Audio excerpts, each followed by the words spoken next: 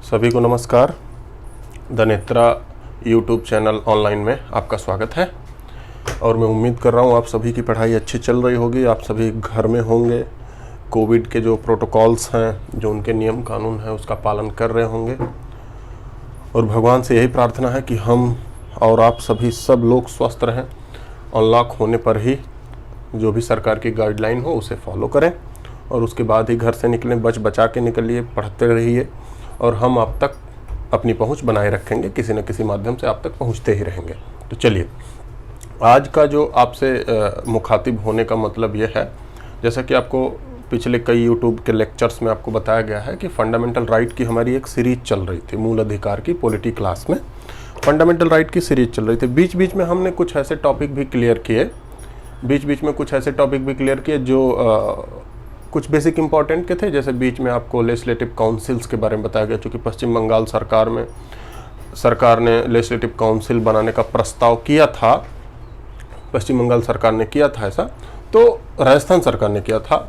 फिर आपको उसमें मैंने बताया था, वो पूरा वीडियो मैंने आपको पूरा बताया था कि उसके पक्ष विपक्ष में तर्क करके पूरा जितने राज्यों की बात हो बताया था, उसका स्ट्रक्चर बताया था, बनने की प्रक्रिया बताया था, बनाने का प्रावधान बताया था। तो ऐसे ऐसे वीडियो बीच में आते रहेंगे। जो इंपॉर्टेंट टॉपिक होगा वो सारा वीडियो आपको बीच में आता रहेगा। उसके लिए आपको परेशान नहीं होना है।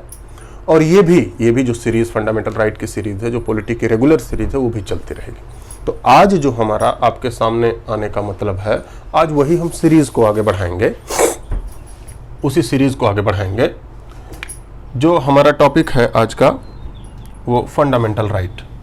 जैसे आपको पहले ही बताया गया था, फंडामेंटल राइट, मूल अधिकार। आपको पता है फंडामेंटल राइट संविधान के भाग 3 में दिया गया है, पार्ट 3 फंडामेंटल राइट का जो अनुच्छेद है, अनुच्छेद 12 से लेके अनुच्छेद 35 तक है। अब आज की बात करें, ये इस समय 6 प्रकार का है। इस समय कितने प्रकार का है? 6 प्रकार का। आज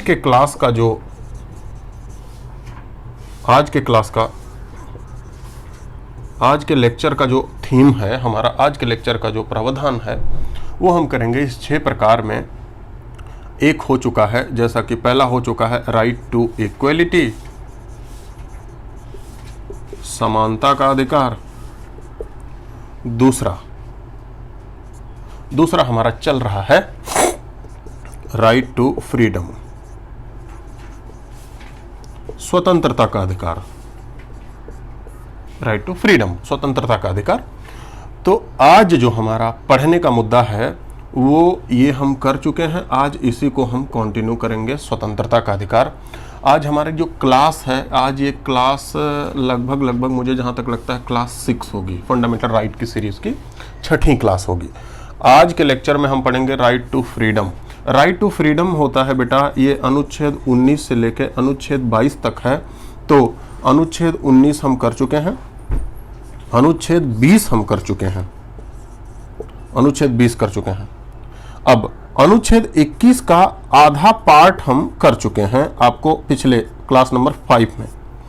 आज जो हमारा मुद्दा है अनुच्छेद 21 के कुछ ऐसे प्रावधानों को करना जो सुप्रीम कोर्ट के निगाहों में रहे हैं, सुप्रीम कोर्ट के द्वारा एक्सप्लेन किए गए हैं, विवादों में रहे हैं।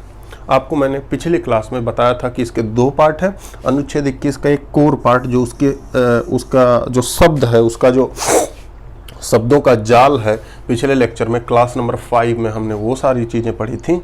आज जो हमारा मुद्दा है अनुच्छेद 21 को उस ढंग से पढ़ना जो कई सारे केसेस के एक्सप्लेनेशन है, उससे संबंधित कुछ केसेस भी हुए हैं। तो उस मुद्दे को आज 4-5 ऐसे कुछ विशेष मुद्दे हैं। वैसे तो अनुच्छेद 21 आप ये कह सकते हो आज़ादी के बाद अभी तक सबसे ज़्यादा बार एक्सप्लेन किया हुआ सुप्रीम कोर्ट के द्वारा ये अनुच्छेद है। तो अगर जो पढ़ाते रह जाए तो कई घंटों का लेक्चर चलेगा उस पर।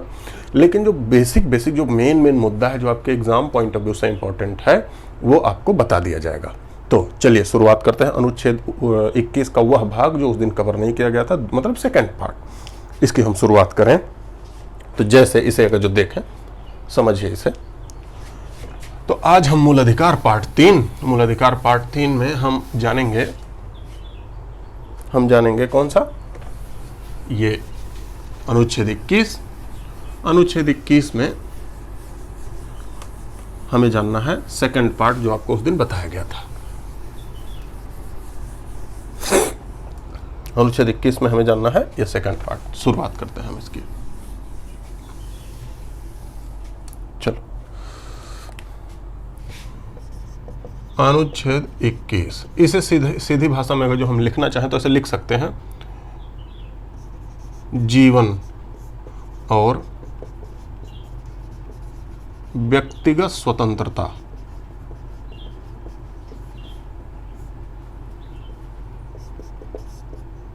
लाइफ एंड पर्सनल लिबर्टी, जीवन और व्यक्तिगत स्वतंत्रता का अधिकार, ये है अनुच्छेद 21। इसकी हेडिंग ऐसे की जा सकती है, जीवन और व्यक्तिगत स्वतंत्रता का अधिकार। इसका सेकंड पार्ट देखना है। पहला पार्ट आपको शब्दों वाला पार्ट, क्या इस अनुच्छेद में लिखा है, क्या इस अनुच्छेद की बातें क्या कह रही हैं, इसका मतलब क्या होगा, यूनाइटेड किंगडम में कैसा है, यूएसए में कैसा है, ये बातें आपको पिछले क्लास में बताई जा चुकी हैं। तो मैं उम्मीद कर रहा हूं आप वो वीडियो देख लेंगे या देखे होंगे, उसके बाद ये बात ध्यान से समझो। इसमें जीवन का अधिकार है, व्यक्तिगत स्वतंत्रता का अधिकार है। अब एक बार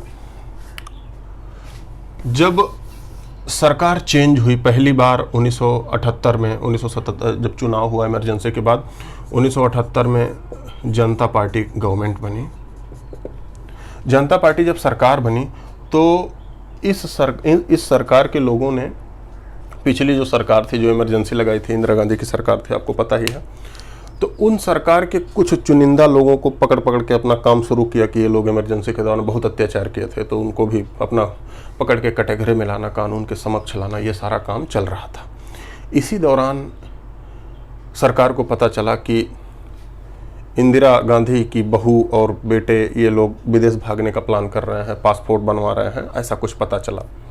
मतलब उस समय उनकी बहू जो न्यूज़ में थी इस केस से संबंधित, मेनका गांधी जो संजय गांधी की पत्नी थी, इस समय वो तो बीजेपी में है, तो वो पासपोर्ट के लिए अप्लाई की, पासपोर्ट उनका बनकर तैयार हुआ। सरकार को शक हुआ कहीं ये लोग विदेश ना भाग जाए, तो उनका पासपोर्ट छीन लिया गया। पासपोर्ट जब उनका, ध्यान से समझना, मैं कॉन्टेक्स्ट बता रहा हूँ, पीछे का बैकग्राउंड बता रहा हूँ, फिर आगे हम समझ जाएंगे। जब उनका पासपोर्ट छीन लिया गया तो उसके बाद उन्होंने अनुच्छेद 19 और 21 के तहत भारत सरकार के ऊपर केस किया 1978 में सुप्रीम कोर्ट में, और उनका नाम दिया गया Maneka Gandhi versus Union of India. तो उस केस का नाम दिया गया मेनका गांधी वर्सेस भारत संघ यूनियन ऑफ इंडिया, सीधी बात गवर्नमेंट ऑफ इंडिया भी कह सकते हो, Maneka Gandhi versus Union of India. इस केस में मेनका गांधी तो हारी, मतलब जो सरकार कह रही थी मेनका गांधी को तो मानना ही पड़ा, लेकिन कुछ लोग कहते हैं इस केस में संविधान की विजय हुई। संविधान की कुछ अनएक्सप्लेन्ड बातें जो अनुच्छेद 21 और 19 से संबंधित थीं, उसे सुप्रीम कोर्ट ने एक्सप्लेन किया, क्योंकि सुप्रीम कोर्ट के ऊपर इस 1978 से पहले कई ऐसे दाग लग चुके थे जिसे सुप्रीम कोर्ट को धुलना था। जैसे आप अगर जो सुने होंगे या कभी जिक्र कर दिया जाएगा, हैबियस कॉर्पस केस एक हुआ था। हैबियस कॉर्पस केस के दौरान सुप्रीम कोर्ट ने कुछ ऐसी बातें, कुछ ऐसे फैसले दिए थे जो कहीं ना कहीं सरकार के पक्ष में थे, जो कहीं ना कहीं सरकार के पक्ष में थे, वो कुछ ऐसे फैसले दिए गए थे हैबियस कॉर्पस केस के अंतर्गत। तो लोगों के द्वारा सुप्रीम कोर्ट की आलोचना जबरदस्त हो रही थी। तो ये जो केस मिला, सुप्रीम कोर्ट ने इस केस के द्वारा अपने उन दागों को धोना चाहा कि वो दाग हमारे मिट जाएं, और हम इसे क्या करें, वो दाग हमारे मिट जाएं, इस केस के द्वारा हम उन बातों को कह दें जिन बातों के लिए जनता इतने समय से इंतजार कर रही थी। तो Maneka Gandhi versus Union of India का हम कोर कॉन्टेक्स्ट बताएं, कोर मतलब इसका बताएं आपसे, तो इसमें यही कहा गया कि भाई ठीक है, इसमें कहा गया कि अनुच्छेद 19 जो कहीं भी आने जाने की स्वतंत्रता देता है, आपको पिछली क्लासेस में बताया भी गया था कि अनुच्छेद 19 का 1D 1E ये सब है, कहीं भी आने जाने की स्वतंत्रता देता है, कहीं भी बसने की स्वतंत्रता देता है। अनुच्छेद 19 1D है, 1E है, उस पर रोक भी लगाई गई थी, आपको रीजनेबल रिस्ट्रिक्शन मैंने बताया था, उस पर रोक लगाई गई थी। तो इसमें कहा गया अनुच्छेद 19 जो स्वतंत्रता देता है अनुच्छेद 19 जो स्वतंत्रता देता है, अनुच्छेद 21 जो स्वतंत्रता देता है, जो स्वतंत्रता अनुच्छेद 21 में नहीं है वो स्वतंत्रता अनुच्छेद जो स्वतंत्रता अनुच्छेद 19 में नहीं है वो स्वतंत्रता अनुच्छेद 21 पूरा करता है। इसका सीधा सीधा कहने का मतलब हो गया ये दोनों अनुच्छेद एक दूसरे के पूरक हैं। मतलब ये दोनों मिलके जितनी स्वतंत्रता अनुच्छेद 19 में नहीं लिखी है, अगर जो वो भी स्वतंत्रता चाहिए तो अनुच्छेद 21 को साफ साफ पढ़ा जाए तो ऐसी स्वतंत्रता दिखती है। मतलब इसका ये पूरक है, इसका ये पूरक हो सकता है। इन्होंने फिर से कहा, सुप्रीम कोर्ट ने कहा इसमें, मेनका गांधी केस में कहा, जीवन के अधिकार का मतलब पशुओं की तरह जीवन जीना नहीं है। जीवन के अधिकार का मतलब क्या? पशुतापूर्ण जीवन नहीं, कि आप जीवन जी रहे हैं, भूखे नंगे जीवन जी रहे हैं, ऐसा जीवन नहीं। सुप्रीम कोर्ट ने एक्सप्लेन किया इस केस में, जीवन का अधिकार का मतलब है आपका जीवन गरिमापूर्ण होना चाहिए, लाइफ विथ डिग्निटी, आपका जीवन गरिमापूर्ण होना चाहिए। अनुच्छेद 21 ये कहता है। तो मेनका गांधी केस में इतने एक्सप्लेन हुआ था, वो एक्सप्लेनेशन बहुत ज्यादा था, लेकिन मैं कोर मतलब बता रहा हूं। उसमें व्यक्तिगत स्वतंत्रता का मतलब उन्होंने कहा कि व्यक्तिगत स्वतंत्रता का मतलब हम कहीं भी आ जा सकते हैं, कहीं भी आने जाने की स्वतंत्रता, वो चाहे देश में हो, और अगर जो अलाउ करे तो जो भी देश अलाउ करे विदेश में भी हम जा सकते हैं उसके अलाउ से। मतलब अगर जो उसे वीजा मिल रहा है तो सरकार सीधा कहने का मतलब राज्य उसमें कोई हस्तक्षेप नहीं कर सकता, राज्य उसमें कोई हस्तक्षेप नहीं कर सकता। अगर जो राज्य हस्तक्षेप करेगा तो उसका रीजनेबल रिस्ट्रिक्शन, उसका तार्किक रोक होना चाहिए, कोई कारण होना चाहिए, राज्य उसमें हस्तक्षेप नहीं करेगा। तो मेनका गांधी केस एक माइलस्टोन साबित हुआ भारतीय संविधान और अनुच्छेद 21 और 19 के लिए। इतनी बातें मैं समझ पाया। तो इसमें दो कोर बातें कही गई, कहीं भी आने जाने की स्वतंत्रता है, देश भी विदेश भी जा सकते हैं। मेनका गांधी केस वो कहानी मैं नहीं बता रहा हूं, कभी मौका मिलेगा तो किया जाएगा जिक्र। जीवन का अधिकार का मतलब सुप्रीम कोर्ट ने क्या कहा? गरिमापूर्ण जीवन, पशुता वाला जीवन नहीं, पशुओं वाला जीवन नहीं। पशु वाला जीवन और इंसानों वाला जीवन अलग अलग होता है। तो ये इंसानी जीवन की बात कर रहा है, मतलब गरिमापूर्ण जीवन की बात कर रहा है। ये मेनका गांधी केस की सच्चाई थी। इसके बाद अब ध्यान से समझना, इसके बाद एक मुद्दा और आया, एक मुद्दा और आया, ठीक, एक मुद्दा और आया। दूसरा मुद्दा कौन सा था? ध्यान से समझो। दूसरा मुद्दा एक 1987 में जिक्र में आया। 1987 में एक मुद्दा बड़े न्यूज में आया। देखो मुद्दा क्या था, उसकी बात हम थोड़ी सी करते हैं।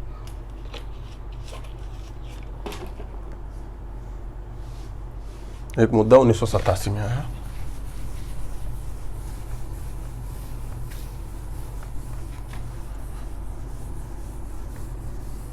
तो अनुच्छेद 21 मतलब जीवन और व्यक्तिगत स्वतंत्रता की बात ही हमारी चल रही है। तो 1987 में जो मुद्दा आया, हम उसकी बात थोड़ी सी बात कर लें।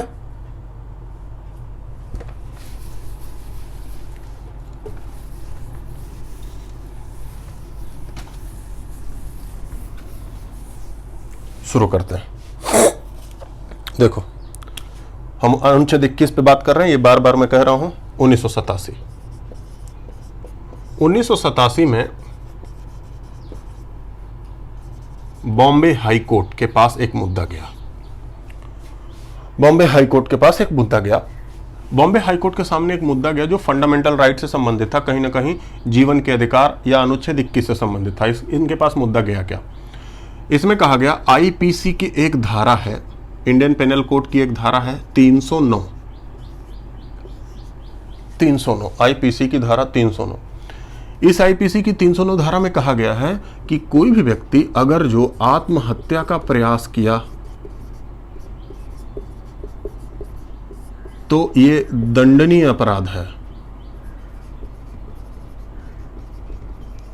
सीधी बात, कोई भी व्यक्ति अगर जो आत्महत्या सुसाइड अटेम्प्ट करने की कोशिश कर रहा है, अगर जो मर गया तब तो कोई बात ही नहीं है, तब क्या सजा दी जाएगी। लेकिन अगर जो जिंदा बच गया, पुलिस पकड़ ली, तो वो दंड है उसके लिए। ये कौन सी धारा कह रही है? इंडियन पिनल कोड की धारा है। ये संविधान की धारा नहीं है, इंडियन पिनल कोड, भारतीय दंड संहिता की 309 धारा है। इस पर केस हुआ बंबई हाई कोर्ट में 1987 में। इस पर केस हुआ, कहा गया कि अनुच्छेद 21 और अनुच्छेद और आईपीसी 309, इन दोनों में विरोधाभास है, इन दोनों में अपोजिट कुछ बातें हैं, विरोध है। और हमारे संविधान के अनुच्छेद 13 में लिखा है कि फंडामेंटल राइट को अधिक वरीयता दी जाएगी किसी भी लॉ से। हमारे संविधान के अनुच्छेद 13 में लिखा है, ये तो पहले क्लास में शायद या पहले या दूसरे क्लास में मैंने आपको बताया था। हमारे संविधान के अनुच्छेद 13 में कहा गया है कि संविधान बनने के बाद हो या संविधान बनने के पहले हो, कोई भी ऐसा नियम भारत में नहीं चल सकता जो मूल अधिकार का उल्लंघन करे। मतलब सीधी बात, फंडामेंटल राइट को अधिक तवज्जो दी जाएगी, अधिक वरीयता दी जाएगी किसी भी कानून से। तो ये तो एक कानून है, ये तो एक कोड है, एक संहिता है। और ये अनुच्छेद 21 क्या है? अनुच्छेद 21 भारत का संविधान है, वो मूल अधिकार है। अनुच्छेद 21 में क्या कह रहा है? अनुच्छेद 21 और 19 इन दोनों को मिला के पढ़े। अनुच्छेद 21 क्या कह रहा है? जीवन का अधिकार।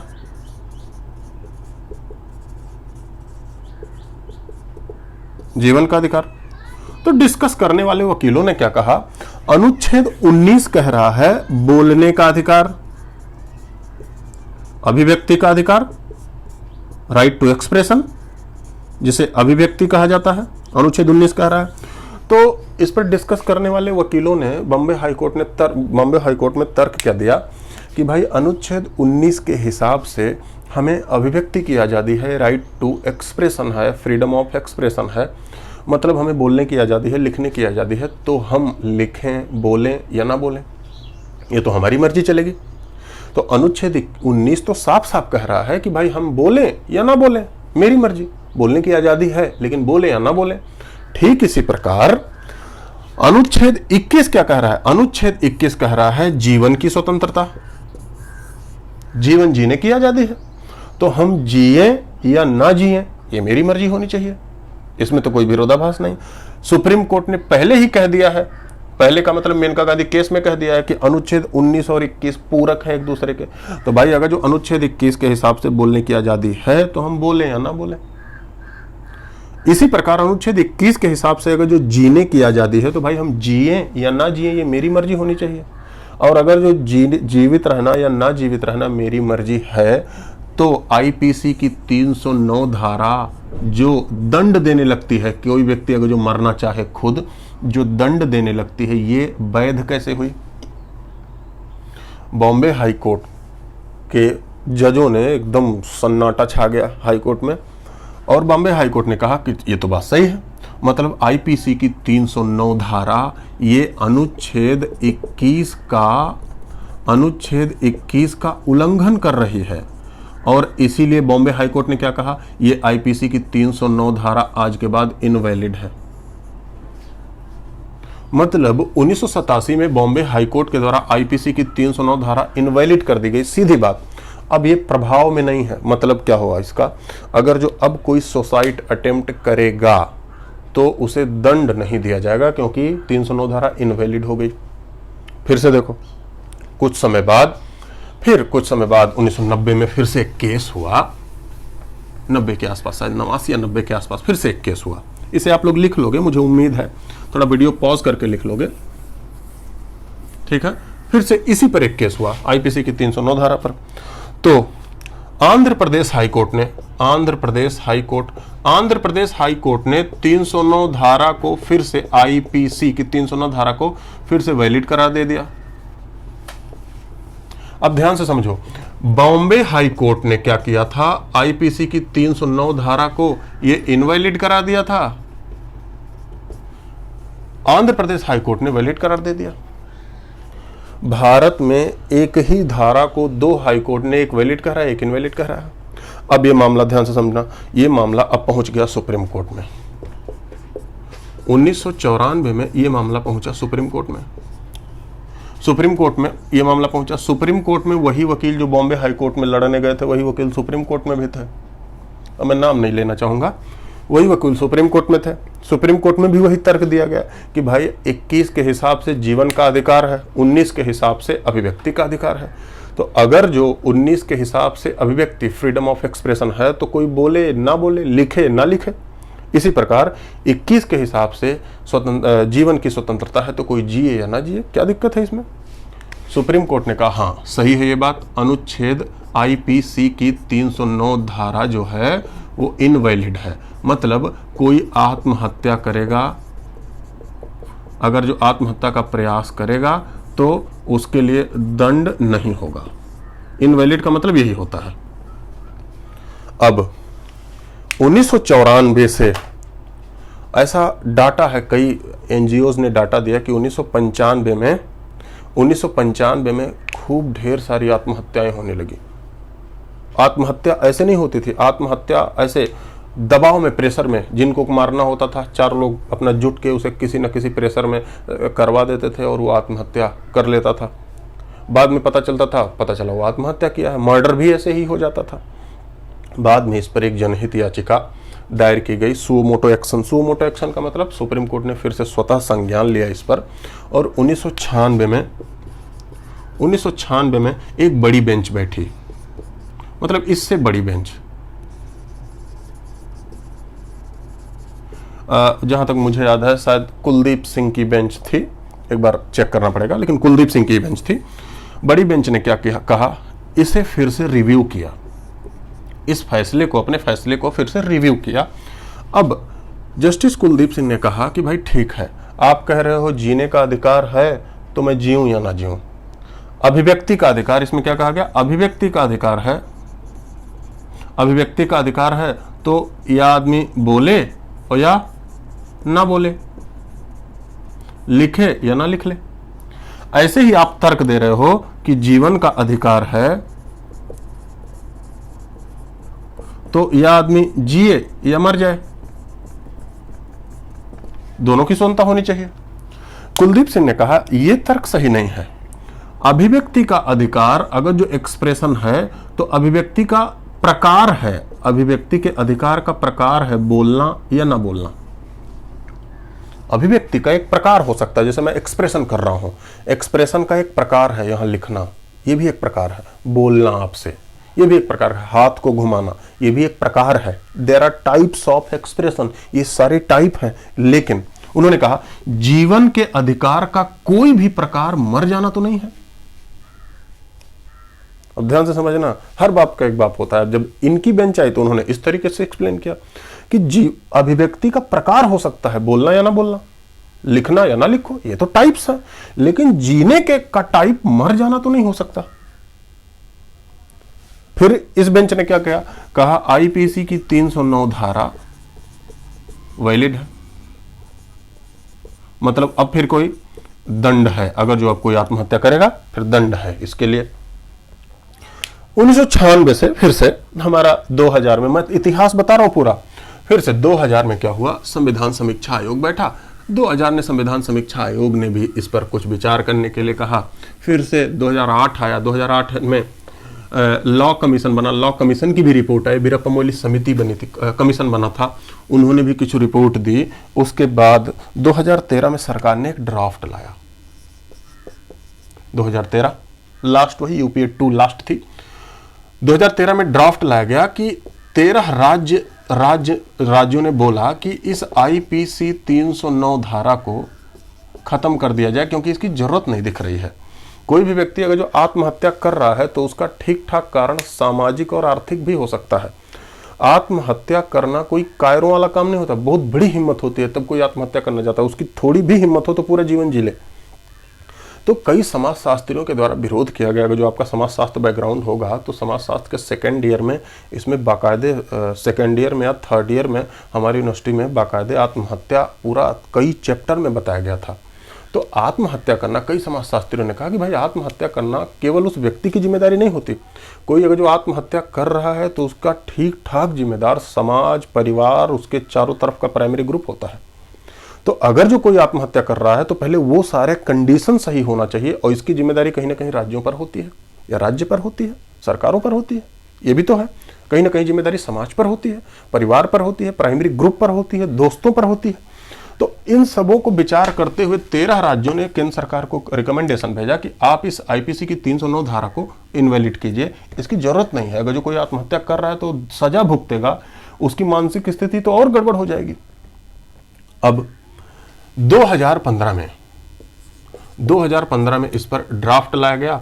2015 में सरकार ने एक एक्ट लाना चाहा, उसे नाम दिया गया, ध्यान से सुनो, उसका नाम शॉर्ट फॉर्म है MHA, मेंटल हेल्थ एक्ट, और इसे 2017 में पास कर दिया गया, राष्ट्रपति की साइन हो गई।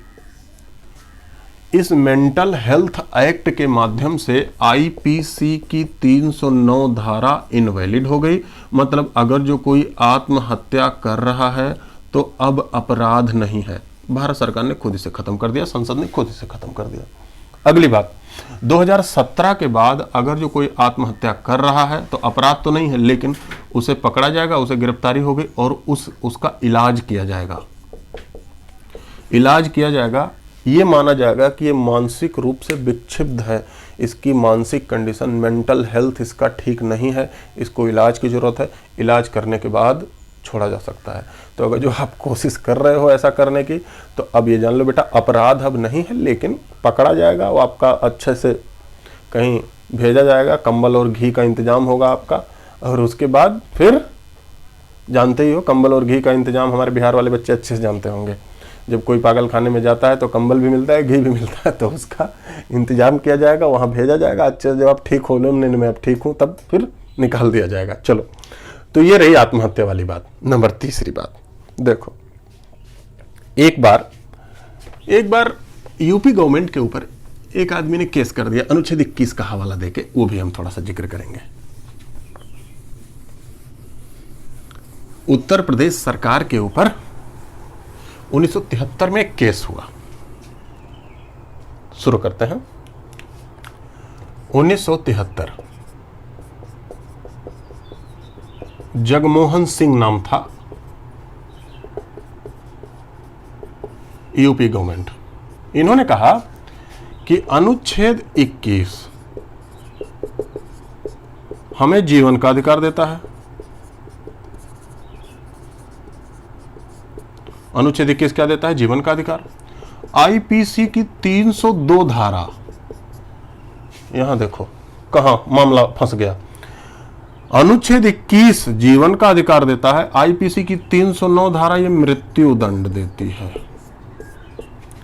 तो ये संविधान और ये धारा, इंडियन पेनल कोड, ये कॉन्स्टिट्यूशन और ये क्या, ये एक कोड, वरीयता तो इसे ही मिलनी चाहिए। तो अगर जो संविधान हमें जीने का अधिकार देता है, तो ये अंग्रेजों का बनाया हुआ नियम या राज्य का बनाया हुआ नियम ये मौत कैसे ले लेता है? इन दोनों में विरोधाभास है। तो राज्य को ये अधिकार नहीं है कि किसी का जीवन छीने, क्योंकि अनुच्छेद 21 जीवन का अधिकार देता है। सुप्रीम कोर्ट में इस पर भी केस पहुंच गया। जगमोहन सिंह बनाम यूपी गवर्नमेंट पर केस हुआ। इस पर बड़ी बेंच ने सुनवाई की। संविधान पीठ ने सुनवाई की।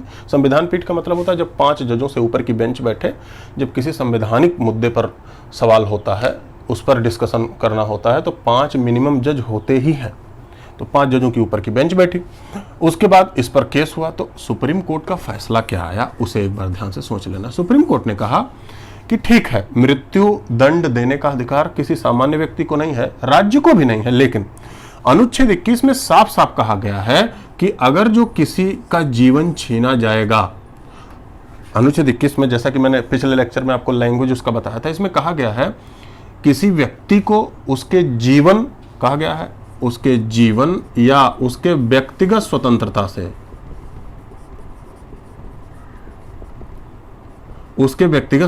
से, विधि द्वारा स्थापित प्रक्रिया से ही वंचित किया जा सकता है।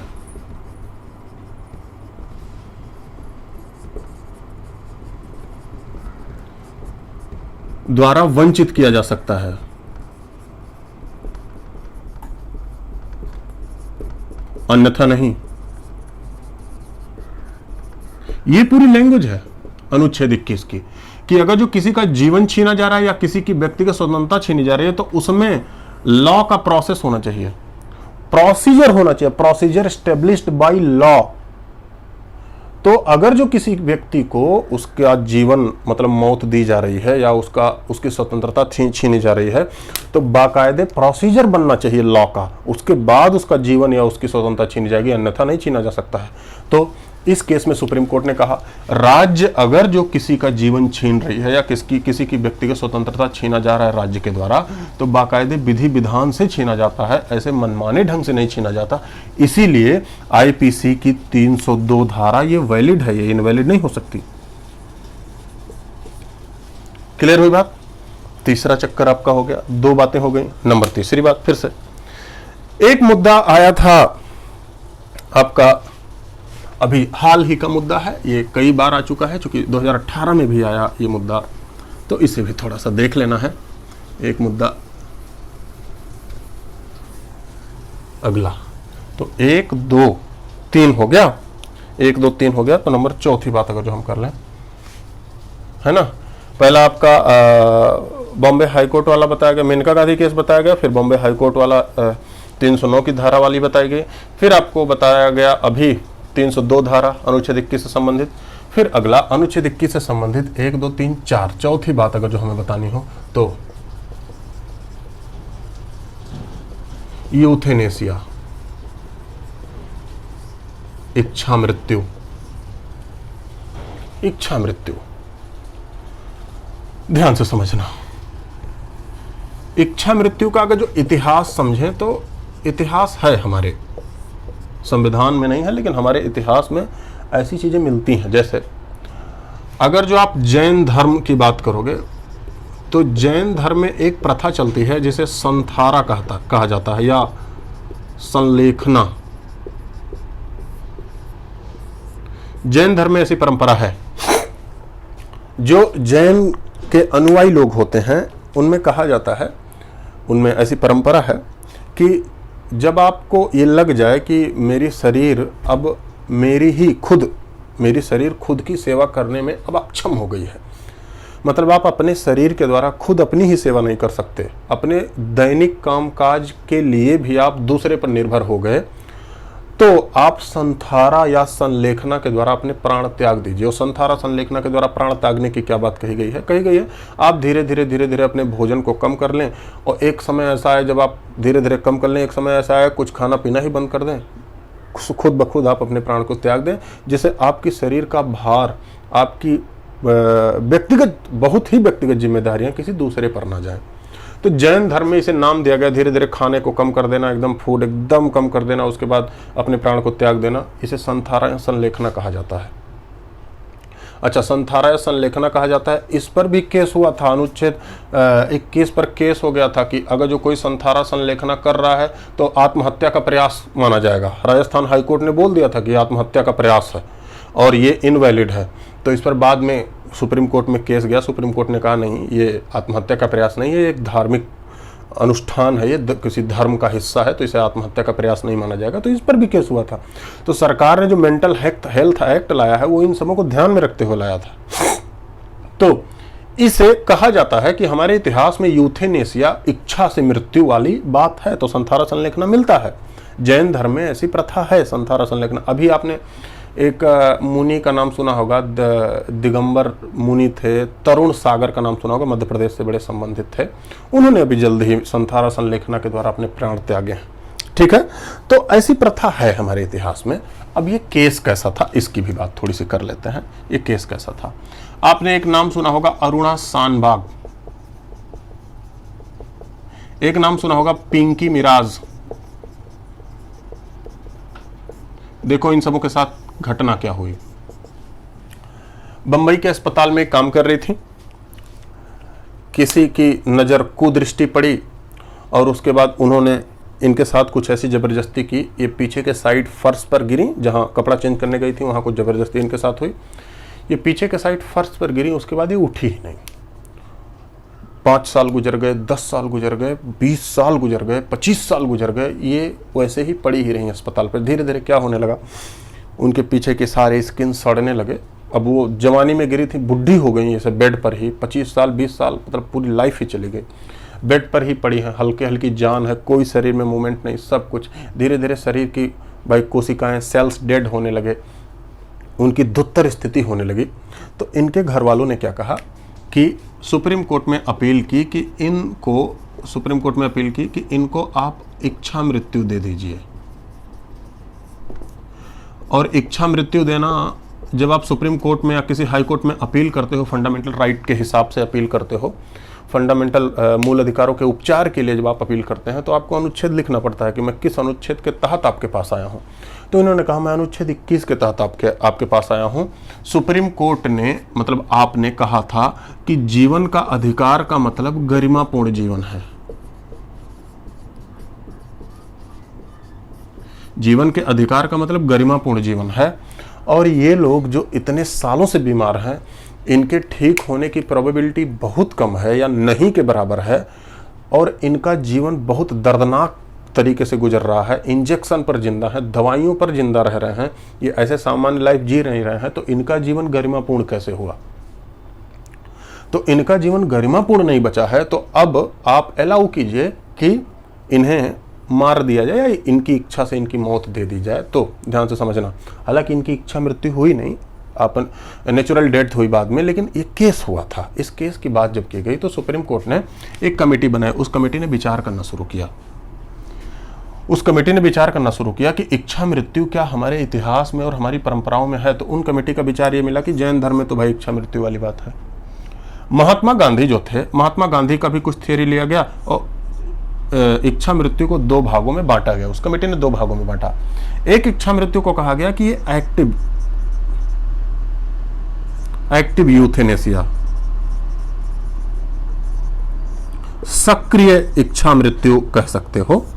एक को कहा गया पैसिव यूथेनेसिया, निष्क्रिय इच्छा मृत्यु। Active, passive, active euthanasia, passive euthanasia, इन दोनों का मतलब समझो।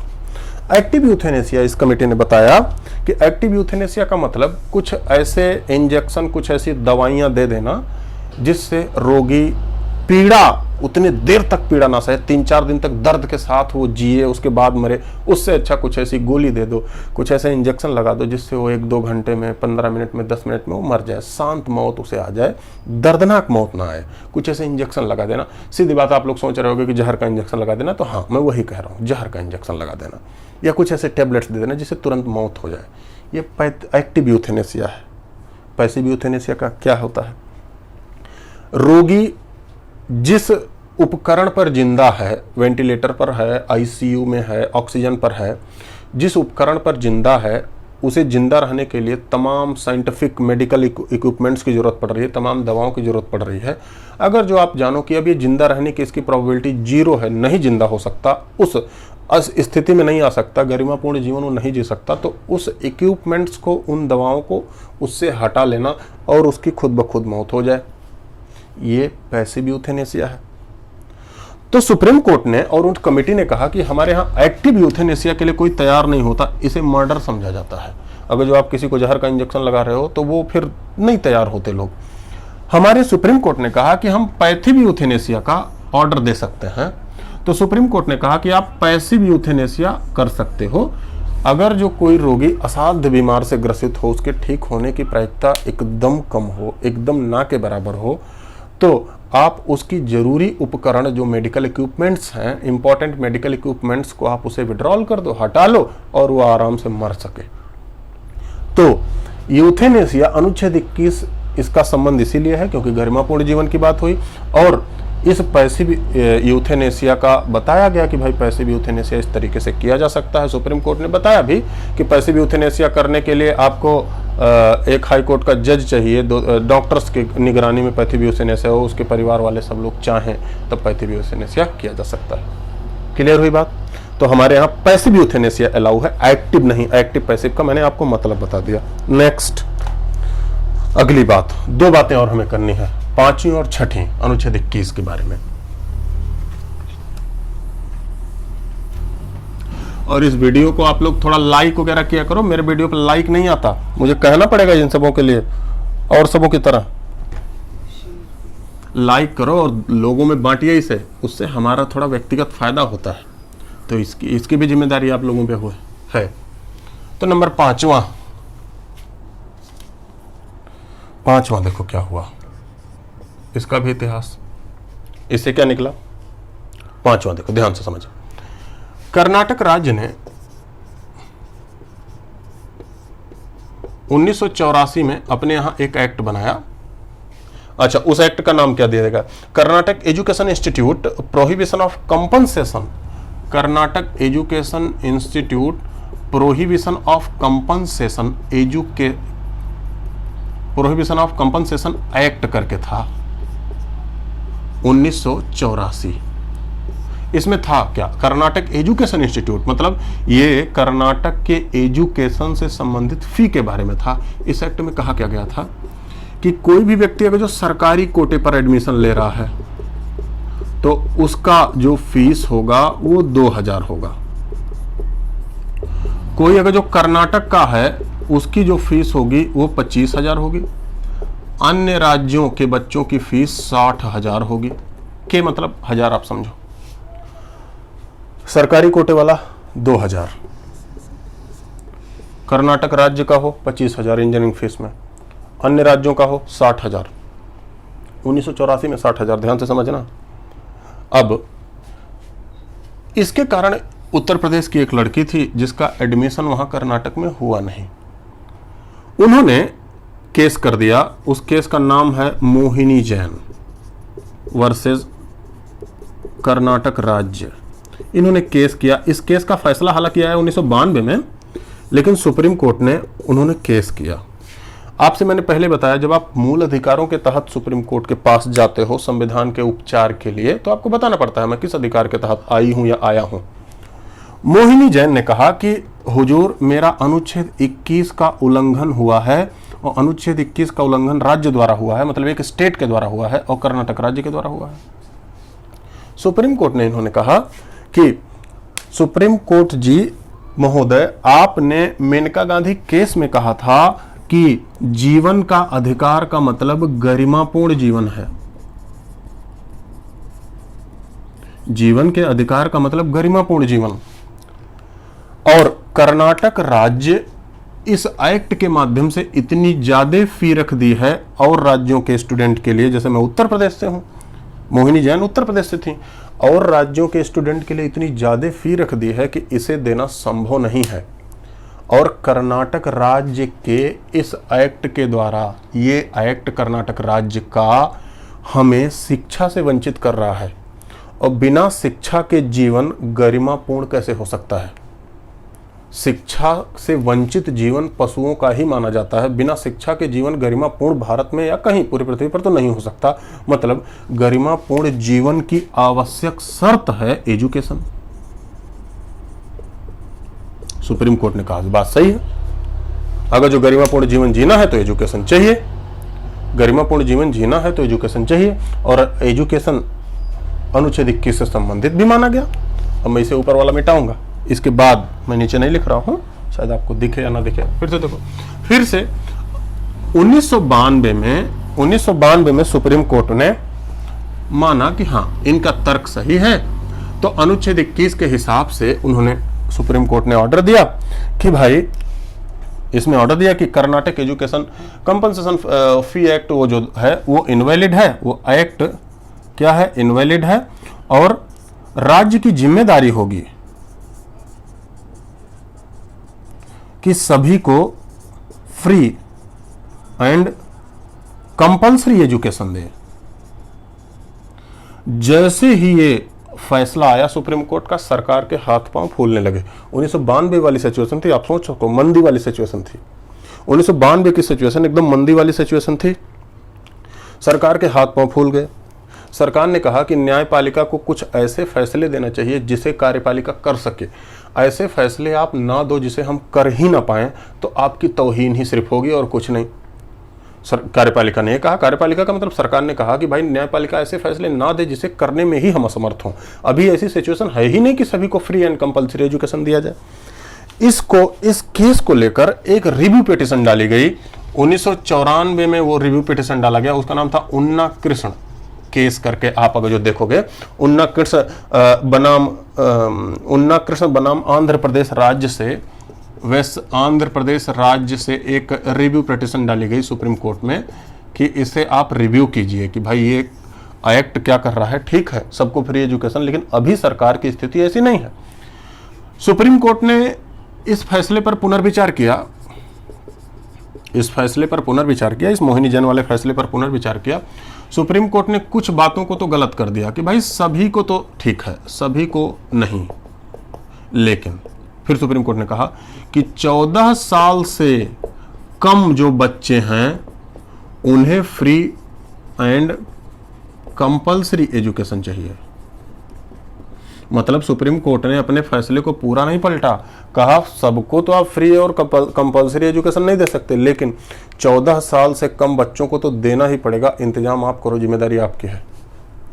तो सरकार मान गई कि मानने वाला सुप्रीम कोर्ट नहीं है, तो अब हमें ही कुछ करना पड़ेगा। तो ध्यान से समझो, अब ये आप लोग सोचते हो कि सरकार अनुच्छेद 21A लाई, एजुकेशन एक्ट लाई, नहीं, इसका बहुत लंबा इतिहास है। मैं इतना बता रहा हूँ, 1992 में, 1984 में एक्ट बना, 92 में केस आया, फिर 94 में इसको संशोधन किया गया।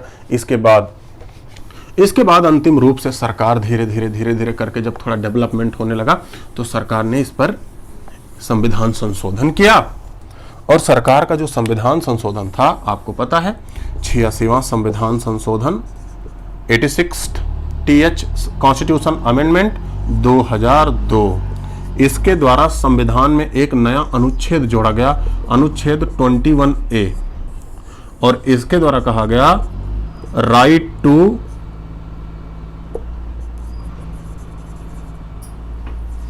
एजुकेशन, शिक्षा का अधिकार जोड़ा गया, शिक्षा का अधिकार इसके द्वारा जोड़ा गया, संविधान में जोड़ा गया शिक्षा का अधिकार। तो इसमें जोड़ा गया right to free and compulsory education, इसके द्वारा संविधान में जोड़ा गया। तो आप सोचते होंगे कि बाद में ये अनुच्छेद जोड़ा गया 2002 में, और अनुच्छेद 21A में जोड़ा गया शिक्षा का अधिकार, इसीलिए जोड़ा गया क्योंकि 21 से संबंधित शिक्षा, गरिमापूर्ण जीवन से संबंधित शिक्षा, इसलिए 21A में जोड़ा गया। और इस एक्ट में, इस संविधान संशोधन में लिखा गया था कि शिक्षा का अधिकार राज्य नियम के द्वारा, राज्य नियम बनाएगा और शिक्षा का अधिकार देगा। तो अभी सिर्फ ये निर्देश दिया गया कि राज्य देगा, शिक्षा का अधिकार है सबको, और राज्य जब नियम बनाएगा तो वो शिक्षा का अधिकार मिलेगा। अब खुद सोचो, अनुच्छेद 21A को पूरी तरीके से लागू किया गया 2009 में। इसमें एक एक्ट आया, right to free and compulsory education act, right to free and compulsory education act 2009। इसके द्वारा 14 साल से कम बच्चों को फ्री और कंपल्सरी एजुकेशन देने की बात इस एक्ट में, इस अधिनियम में की गई। तो आप सोचो 2009 में जाकर पूरी बात हुई। एक बार इतिहास आप फिर से वीडियो रिमाइंड करके देख सकते हो। तो ये नंबर 5वीं बात थी। नंबर 6ठी और लास्ट बात आप कर सकते हो जो आजकल न्यूज में है। आगे बढ़ते हैं।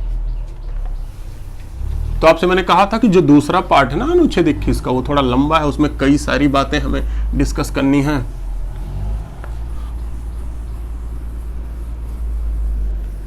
नंबर 6ठी बात, तो थोड़ी सी और बातों का जिक्र कर देंगे जिससे आप सारी बातें देख लो। देखो नंबर 6 हम बात करेंगे राइट टू प्राइवेसी, निजता का अधिकार। इसका संबंध किससे है? अनुच्छेद 21। अनुच्छेद 21 का मतलब जीवन और व्यक्तिगत स्वतंत्रता। जीवन का मतलब सुप्रीम कोर्ट ने क्या कहा? गरिमापूर्ण जीवन। व्यक्तिगत स्वतंत्रता मतलब पूरी स्वतंत्रता। ये राइट टू प्राइवेसी, ध्यान से समझना।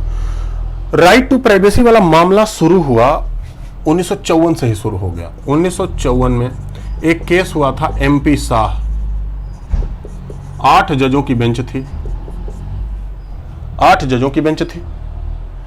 इसमें कहा गया निजता का अधिकार दिया जाए, क्योंकि निजता का अधिकार जरूरी है, किसी की प्राइवेसी जरूरी है। उस समय देश का निर्माण हो रहा था, उस समय आजाद हुआ था देश।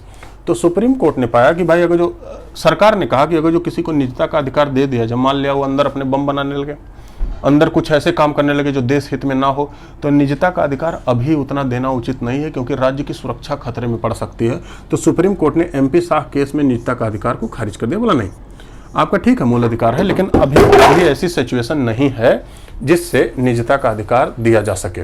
अभी ऐसी सिचुएशन नहीं है जिससे निजता का अधिकार दिया जा सके। ठीक, तो ये बात कह दी गई। फिर से एक बार फिर से केस हुआ 1962 में, फिर एक केस हुआ खड़क सिंह मामला। खड़क सिंह में भी यही बात कही गई, मतलब निजता का अधिकार मूल अधिकार नहीं हो सकता, क्योंककि राज्य की सुरक्षा खतरे में आ जाएगी।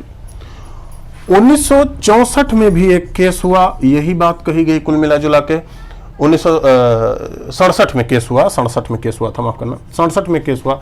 67 में केस हुआ तो 5 जजों की बेंच बैठी थी, 5 जजों की बेंच बैठी थी। उसमें YB चंद्रचूड़ इसकी अध्यक्षता कर रहे थे।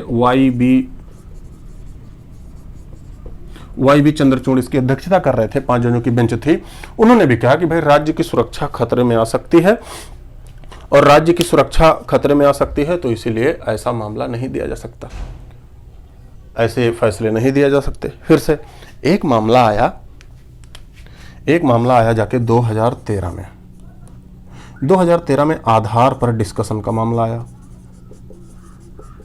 आधार पर डिस्कशन में निजता का अधिकार होगा, इसके संकेत सुप्रीम कोर्ट ने दिए। अंतिम बात कब आई? अंतिम आया 24 अगस्त को 2017। 24 अगस्त 2017 को संविधान पीठ ने, 9 जजों की बेंच थी इस पे, 7 जजों की बेंच थी इसमें। संविधान पीठ ने इस YB चंद्रचूड़ के बेटे थे DY चंद्रचूड़ की अध्यक्षता में संविधान पीठ ने कहा कि निजता का अधिकार जरूरी है। जो तर्क दिया जा रहा था लोगों के द्वारा वो सही है। तर्क क्या दिया जा रहा था? किसी भी व्यक्ति को अगर जो गरिमापूर्ण जीवन जीना है तो उसकी आवश्यक शर्त है प्राइवेसी। जैसे उदाहरण के लिए, जैसे आप ही लोग अभी छोटे छोटे बच्चे हो, अपने आप गूगल में क्या क्या टाइप करते हो, क्या क्या देखते हो, सच बताना। अगर जो बात ओपन हो जाए तो क्या आपका जीवन गरिमापूर्ण हो सकता है? जवाब नहीं। आप अपने कमरे के अंदर, आप अपने घर के अंदर परिवार के सदस्यों से क्या व्यवहार कर रहे हैं, सारी चीजें अगर जो ओपन ही हो जाए तो क्या आपका गरिमापूर्ण जीवन हो सकता है? मतलब अनुच्छेद 21 का उल्लंघन होगा अगर जो निजता का अधिकार नहीं दिया जाएगा। तो ये एक बहुत बड़ा मूल अधिकार है। तो सुप्रीम कोर्ट ने 24 अगस्त 2017 को संविधान पीठ ने क्या कहा? अनुच्छेद 21 जीवन और व्यक्तिगत स्वतंत्रता के अधिकार के अंतर्गत ही समाहित है निजता का अधिकार। निजता का अधिकार कोई मूल अधिकार अलग से नहीं है, इसी 6 प्रकार के अधिकारों में है। और किसकी पूर्ति करता है? अनुच्छेद 21 की पूर्ति करता है। मतलब right to privacy is important. निजता का अधिकार जरूरी है। किसके लिए? गरिमापूर्ण जीवन के लिए। किसके लिए जरूरी है? गरिमापूर्ण जीवन के लिए। Done.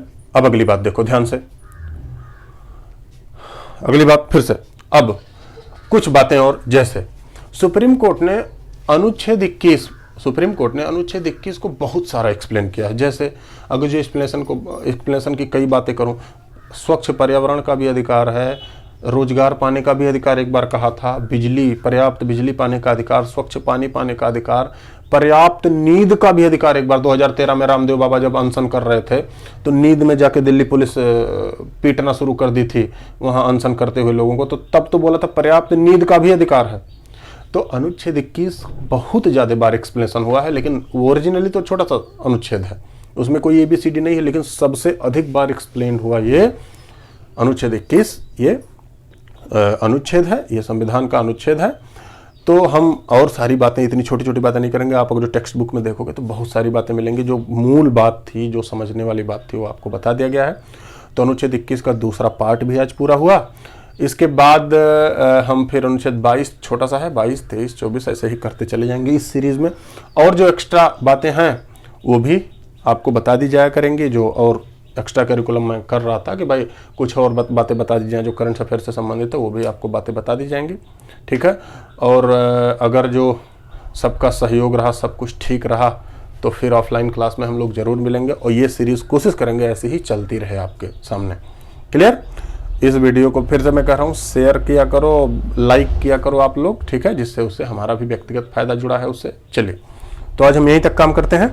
Thank you very much.